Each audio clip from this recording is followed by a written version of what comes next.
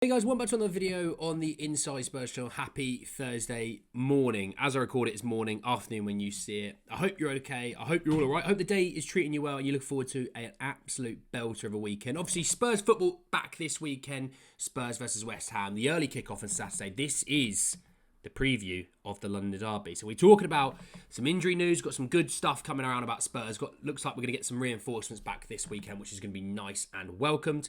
We're going to be talking about the West Ham injury news. And by the looks of things, both teams are coming into this game pretty fresh and pretty healthy.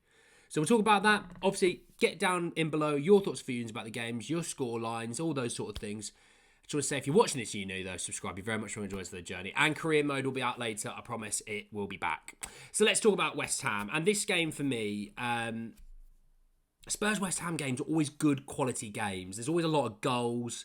You know, there's always a little bit of needle. And I look forward to these games a lot. The last one I went to was a little while ago. But again, that had goals. It doesn't matter if it's in the cup, if it's in the league. It doesn't matter. There's goals. You know that.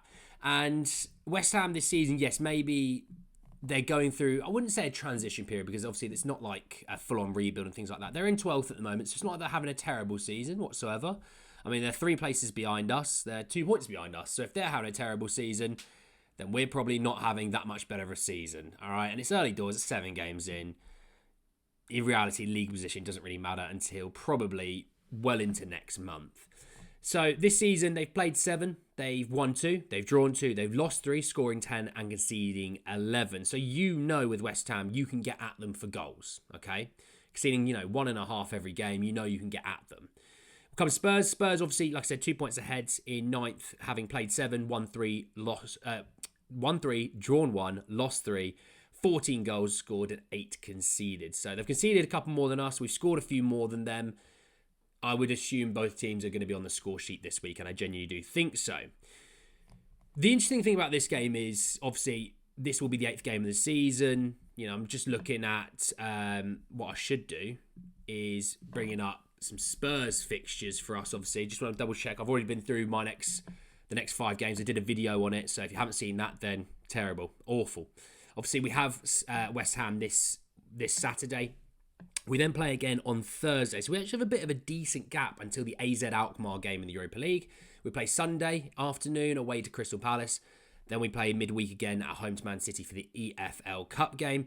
And then the last game of that 5-game spell is a home game to Aston Villa. So look, expect changes, expect rotation, expect maybe not the same teams as you would probably like to guess, okay? Because they're going to be needed. We're going to need the bodies. We're going to be needing those fit players. So let's talk about some team news. I'm going to start at West Ham. Obviously, some more might come out in the meantime. It is only Thursday.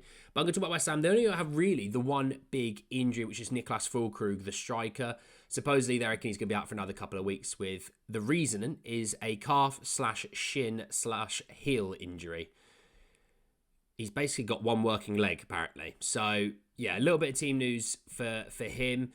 When we come to Spurs, this is from Ange himself saying that Richarlison, Heung-Min Son and Lucas Bergvall could all be available this weekend. So, missing Sonny last time out. Richarlison obviously not being healthy. Bergvall picking up a knock on international duty.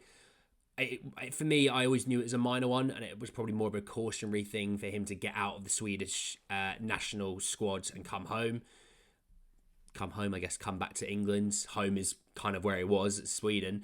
But, it wasn't a massive injury, so it's not a concern for us. And having those 3 back is great. Looking at... I just want to have a look at West Ham's last game they played to give me an idea of who started in that game. They won the 4-1 win against Ipswich Town. So they're coming into this game with a little bit of form. Areola started in goal. Emerson at left back with Max Kilman, Todibo and Wan-Bissaka as a back 4.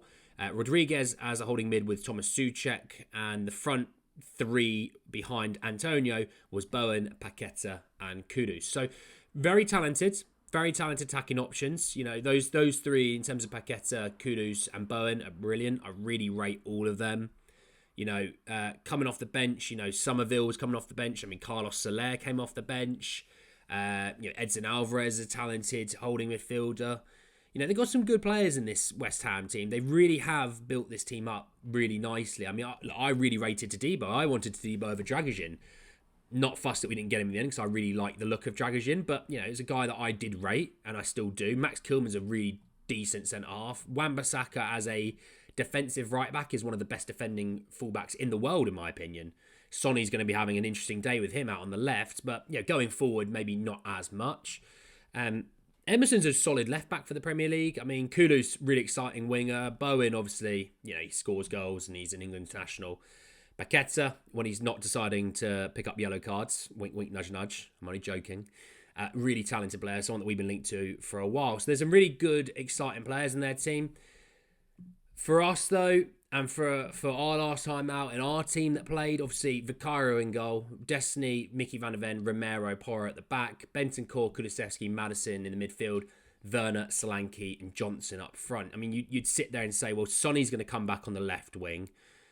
Richarlison obviously will probably drop onto the bench with Bergvall. And the thing is, if you start to look at the bench for Spurs, you've got some more and more options coming onto that bench, which is quite nice. Now, I'm interested to see what you guys think of what you predict the team to be. Do you see Romero maybe missing time? So obviously he played Thursday, early hours of the morning UK time for Argentina. Will we expect to see Dragoshin maybe coming in because he's had less travel? He's a bit more rested. Do we expect him to come in? It's a London derby. Is it the right thing to do? Do we expect to see Jed Spence starting over Pedro Porro? I don't think so, but I'm asking what you guys think. Do you expect to see Maddison, Kulu and Bentancur as your midfield? Obviously, Bentancur didn't play for Uruguay, so he's very well rested. Obviously, Basuma played for Mali, left wing / striker. Love that. I love the African Cup of Nations qualifiers when it comes to things like that. Junior Firpo. Go on, lad. You play up front, even though you're a left back. Vibes. Do you expect to see it being Son, Solanke and Brennan? I mean, for me, my team will be fairly similar. I think Vicario goes in goal. I'm having Destiny Doggy at left back. He's been getting a little bit of slander from some of the Spurs fans, but he had a good international break. So hopefully that just brought everyone and settled down a little bit. But he does need to have a good game, I agree. Right back, Pedro Porro. I mean, brilliant international break. He's had a really, really good season so far. There's a reason why Real Madrid want him or Trent. Put the key thing in there. In my opinion, the two best right backs in the league. The centre-half partnership, Mickey, I think will start. And I could see Dragoshin starting. I could. He had a really good international break. Scored a goal as well. Kept a clean sheet. But he's going to be a lot more rested than Romero. Romero sort of complained a little bit about last time out. I could see Dragoshin playing. But then he might go, Romero plays this one. Dragoshin's against AZ Alkmaar. I could see that, to be fair. I'm interested to see if you guys think Jed Spence might feature and start, though, because obviously the new contracts happened. Destiny and Pedro both on international break. Jed obviously can't play in the Europe game. If he doesn't start this one, I think he starts against Palace. I really, really think he starts against Palace, which, I don't hate. Midfield three, I expect to see Bentancur, Kulu and Maddison. I know a lot of people talk about Basuma, but I think Bentancur, because he's had loads of time off from football, he's had a rest of international break. Same with Maddison. Kulu had a fantastic international break and was probably one of the best players of all the teams on international break. Front three, Sonny, Solanke and Johnson. Johnson's had kind of a week off now because he obviously got the booking suspension, so he couldn't play in the Montenegro win for Wales. Sonny obviously didn't travel for international duty with South Korea. Solanke didn't play that much football for England. So I think we're coming into this game quite fresh, which is quite nice, especially when you're the early kickoff and you're not playing Sunday and you get an extra day of rest. Other than Romero and maybe Porro, you're coming into this as fresh as you could hope for. For me, I think Spurs are going to win this, though. I think Spurs are going to win this 3-1. I think my scorers, I'm going to go Johnson again. I'm going to go Johnson. I'm going to go Solanke. And give me a little bit of Dejan Kulusevski. I think that's my three to score. My key battle in this game, and obviously let me know your key battle as well. My key battle in this game for me, for them, it'll be Kudus and Porro. For us, it'll be Souček and Rodriguez with Maddison and Kulu. Because I think Bentancur won't have as many issues once he's on the ball with a Paqueta. Defending, obviously a different story, but the other two defensively will get after our two attacking midfielders for sure. But yeah, that's what I think. 3-1 Spurs, good solid win, gets the weekend off to a flyer. Because my Patriots play Sunday afternoon at the Spurs Stadium against the Jacksonville Jaguars. I think it's at I think it's at Spurs Stadium. I think it is. So hopefully my Spurs go in and then my Patriots beat the Jaguars. That would be a perfect weekend for me. But I'll definitely still take just a Spurs win for now. Let me know your thoughts and feelings down below. Obviously, subscribe if you're new. And I'll see you all next time for some more Spurs chat. Take care, everyone. Peace.